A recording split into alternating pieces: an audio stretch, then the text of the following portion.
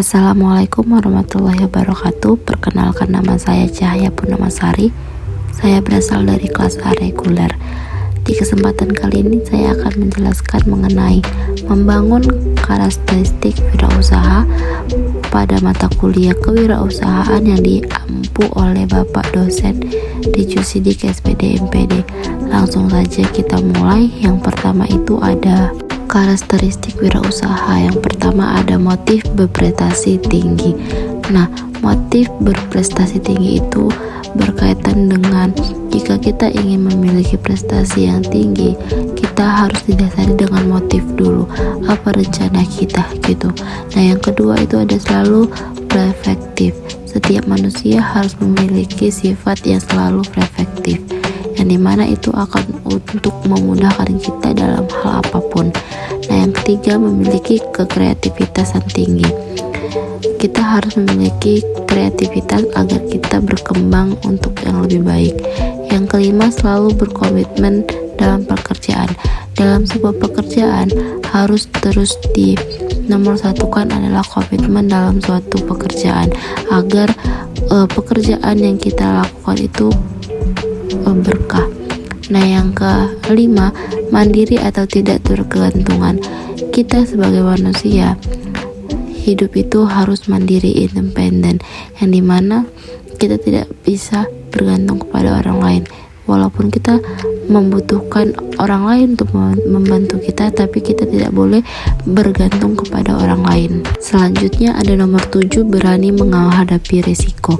Nah, setiap kita pengusaha, kita harus memikirkan dan harus siap menghadapi resiko-resiko yang akan mendatang di jualan kita atau di usaha kita. Yang kedelapan ada selalu mencari peluang. Nah, di dalam setiap pengusaha pasti kita harus memiliki bagaimana dicari peluang agar konsumen itu mau berbelanja di kita. Nah, yang kesembilan memiliki jiwa kepemimpinan. Sebagai owner dari sebuah usaha, kita harus bisa menjadi pemimpin di dalam usaha tersebut, dikarenakan agar data atau dana yang keluar masuk itu aman. Nah, yang terakhir ada 10 ada memiliki kemampuan manajerial, yang dimana kita ketahui setiap pemimpin itu harus memiliki kemampuan atau potensi mengenai manajemen. Bukan hanya itu, anggota-anggota atau staf pegawai yang ada di perusahaan pun harus mengetahui bagaimana cara manajemen itu bekerja di dalam sebuah perkantoran. Nah, selanjutnya kita akan membahas mengenai sikap dan perilaku wirausahawan sukses. Yang pertama itu ada tidak ragu mengambil langkah awal di dalam sebuah bisnis. Kita harus mengetahui atau harus bersiap untuk tidak ragu dalam mengambil langkah awal, karena itu berakibat buruk dan fatal untuk bisnis kita. Yang kedua itu ada tidak meratapi kegagalan. Di setiap namanya usaha pasti pernah memiliki atau mengalami kegagalan atau kehancuran dalam suatu usaha, tapi kegagalan itu bukan menjadi patokan agar kita harus meratapi nasib-nasib yang sudah terjadi. Nah, yang ketiga itu adalah memahami produk dan sasarannya. Di dalam kita jualan, kita juga harus memiliki potensi mengenai produk dan sasarannya. Apa produknya? Siapa sasarannya? Ibaratkan begitu. Nah, yang selanjutnya ada pandai memanfaatkan tren dan fasilitas terkini. Jadi dapat yang kita ketahui bahwasanya pantai atau pemandian alam sekalipun itu sudah memiliki fasilitas-fasilitas yang lengkap. Nah, selanjutnya ada tidak ragu menjalin hubungan dan berinteraksi. Jadi saat kita berinteraksi itu kita tidak boleh pilih-pilih. Ya udah, kita berinteraksi sama semuanya agar terbukanya sebuah pemikiran yang baru. Nah, selanjutnya selalu belajar dan mencari celah pemasaran. Kita harus mengetahui mana-mana aja celah-celah dalam pemasaran itu, dan walaupun kita pintar, kita harus tetap belajar. Nah, terakhir, bersikap baik dan komunitas.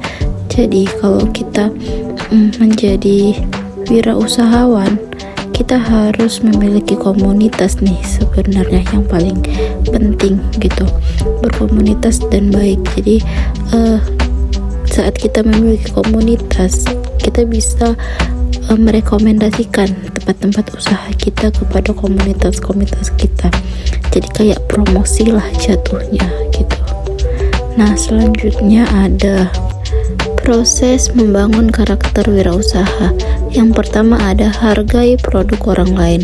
Jadi sebagaimana kita harus respect kepada produk orang lain, harus care gitu. Tidak boleh menjelekkan produk yang satu dengan yang lainnya.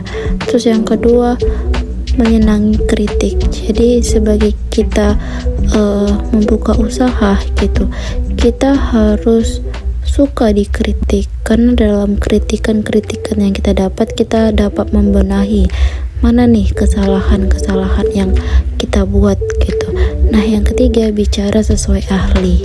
Bicara sesuai ahli ini sangat penting ya, dikarenakan saat kita ragu atau misalnya pendapat para ahli itu ragu, kita dapat minta mereka untuk mempertanggungjawabkannya, misalnya seperti itu. Nah, yang terakhir ada fokus dan konsisten. Jadi dalam buka usaha ini kita harus memiliki sifat fokus dan konsisten. Jadi mau banyak atau tidaknya penjualan hari ini, kita harus konsisten. Itu kunci keberhasilan. Selanjutnya ini ada cerita motivasi wirausahawan sukses, yang dimana bapak ini dulunya seorang tukang sapu yang namanya itu adalah Sumono. Nah, bapak ini itu bertekad merantau ke Jakarta walaupun tasnya itu tidak berisi apapun, cuman kaos dan ijazah SMA. Jadi bapak ini juga mulai mencari pekerjaan tanpa memilih-milih. Jadi apapun pekerjaannya, kalau bisa dikerjakan bapak itu, pasti bapak ini akan mengerjakannya. Nah, jadi dalam pekerjaan itulah yang membuat dia dapat bertahan hidup. Nah, pekerjaan pertama kali itu dia menjadi buruh bangunan. Nah, selanjutnya dari buruh bangunan itu, selang beberapa bulan dia ditawarkan kerja menjadi tukang sapu di sebuah kantor. Nah, dia langsung ambil tawaran itu tanpa berpikir panjang, dikarenakan kemungkinan gajinya lebih besar. Selanjutnya dari office boy, dia dapat tawaran menjadi tenaga pemasar hingga karirnya itu menanjak sampai penanggung jawab gudang. Nah, jadi selama bekerja di kantor, Bapak Sumono ini juga mencari tambahan penghasilan. Pada saat libur kantor atau setiap hari Sabtu dan Minggu, dia berjualan pernak-pernik aksesoris seperti jepit rambut, kalung, dan lain-lainnya itu di Stadion Gelora Bung Karno. Jadi usahanya ini dilakukan selama sekitar 4 tahunan gitu dengan modal 100.000, tetapi dia berpikir bahwasanya pendapatan dari penjualan pernak-pernik ini lebih menjamin daripada bekerja di kantor. Jadi dia tahun 97 dia bertekad untuk mundur diri dari kantor dan menekuni jualan aksesorisnya sampai memiliki kios di Mall Geraha Cijantung. Nah, jadi tahun 99 dia berhasil membeli rumah di perumahan Pondok Ungu Bekasi dari hasil penjualan kios di Mall Geraha Cijantung, karena ditawar orang dengan harga yang mahal. Jadi selanjutnya dia mulai berbisnis, membuka toko sembako. Di sekitar tahun 2006 ternyata Bapak Sumono ini menginginkan atau tertarik dengan bisnis pembuatan sari kelapa. Jadi dia mencoba pembuatannya dan ternyata dia berhasil. Dia langsung memproduksi sekitar 10.000 nampan dan lolos di perusahaan, alhamdulillahnya. Nah, jadi produksi pertamanya itu senilai 70 juta rupiah. Sekarang itu terbalik, beberapa perusahaan antri mengambil olahan sari kelapa dari perusahaan dia. Nah, semenjak itu perjalanan bisnis Bapak Sumono ini maju dan berkembang, dan dia itu memulai membuka perusahaan 3 CV Jaya. Jadi Bapak ini itu mengelola banyak cabang ya. Yang pertamanya produksi kopi jahe saset merek Hotri, yang kedua toko sembako, ketiga peternakan burung, serta pertanian padi dan jahe dan bisnis lainnya. Jadi Bapak ini memiliki banyak bisnis dari bisnisnya.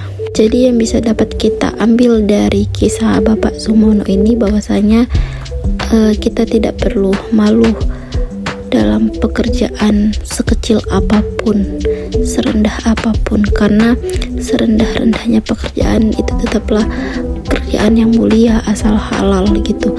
Semakin kita giat untuk mempelajari hal-hal yang baru, pasti akan ada jalannya dan kita harus lebih berkembang. Oke, baiklah, segitu aja yang bisa saya jelaskan. Saya sudahi dengan Assalamualaikum, terima kasih.